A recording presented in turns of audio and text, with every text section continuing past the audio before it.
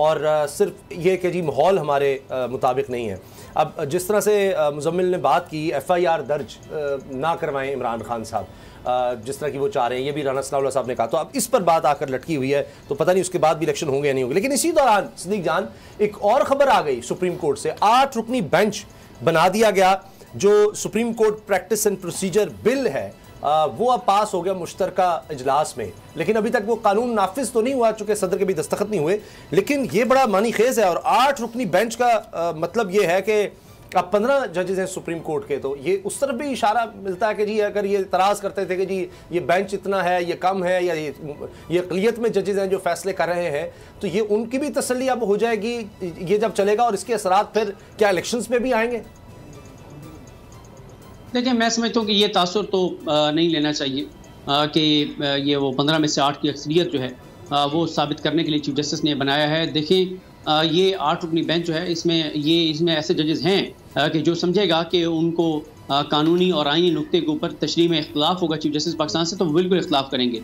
ये वो वाला मामला नहीं है कि इलेक्शन ना कराने के लिए चीफ जस्टिस के इख्तियारात और उसको बहाना बना के और ऐसी चीज़ें की जाएंगी जिससे इलेक्शन ना हो। बस जो PDM चाह रही है, जो दीगर इदारे चाह रहे हैं कि इलेक्शन ना हो, तो उस पर्पज़ को सर्व किया जाए। इनमें से ऐसे जजेस नहीं हैं, ये बात बड़ी क्लियर है।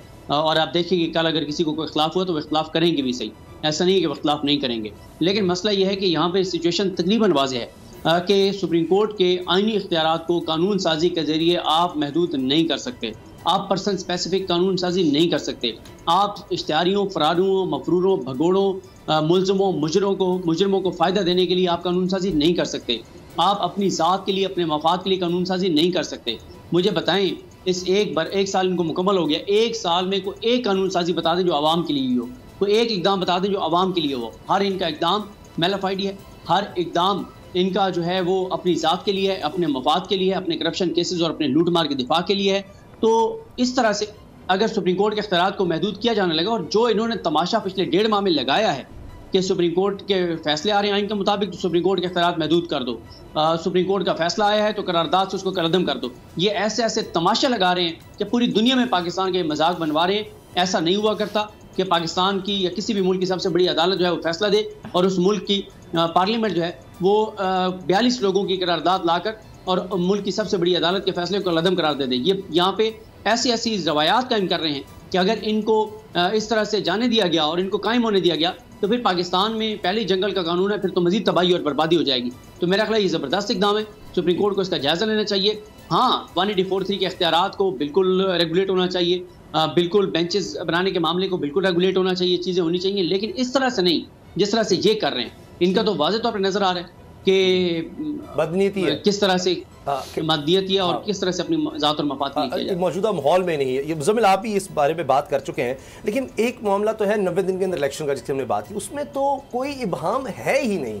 99% अगर आप वकला आईनी माहिरीन से बात करेंगे तो बल्कि 100% कहेंगे 90 दिन का, तो वहाँ पर बच्चे को भी 5वीं जमात की आप पढ़ा दें, आइन में लिखा हुआ है कि नॉट बियॉन्ड 90 डेज, तो नहीं हो सकता, नॉट लेटर देन 90 डेज। तो वो तो एतजाज़ सब कहते हैं कि ये तो और ज़्यादा सख्ती है, नहीं कि विद इन 90 डेज, ये है कि नॉट लेटर देन, मतलब 90 से ऊपर आप जा ही नहीं सकते।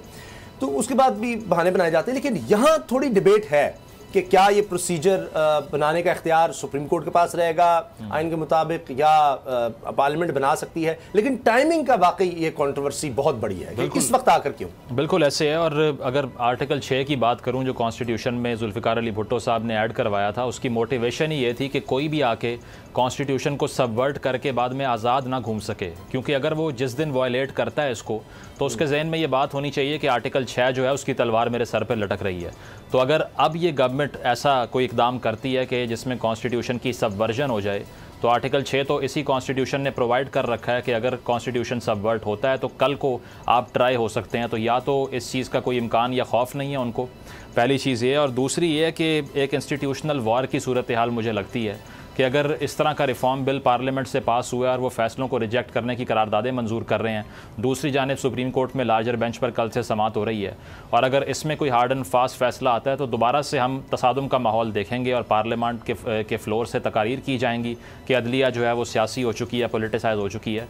तो बहुत ही नेगेटिव फैक्टर है पाकिस्तान जैसे मुल्क के लिए, जो कि पहले ही इंस्टेबिलिटी का शिकार है, इकनॉमिक कोलैप्स हमारे सर पर खड़ा हुआ है और इंस्टीट्यूशंस भी मसाइल हल करने की बजाय आपस में लड़ने में मसरूफ़ हैं। तो ये साइन अच्छा नहीं है। अगर रिफॉर्म इस तरह की भी गई है गवर्नमेंट की तरफ से, उसकी टाइमलीनेस पे हम बहस कर सकते हैं, तरीक़ाकार पे कर सकते हैं, लेकिन ऑब्वियसली लेजिस्लेटिव अथॉरिटी जो है वो पार्लियामेंट ही रहती है और उसको सुपरसीड करना जो है वो पॉसिबल नहीं है किसी और की तरफ से। लेकिन राना सनाउल्लाह साहब का मैं कल एक बयान देख रहा था, जब उनसे यही सवाल हुआ कि कॉन्स्टिट्यूशन सबवर्ट हो जाएगा अगर 90 रोज़ गुजर गए, तो उन्होंने ये कहा कि ये सारा गंद जो है इसका आगाज़ इमरान खान साहब ने असम्बलियों की डिसोल्यूशन से किया है।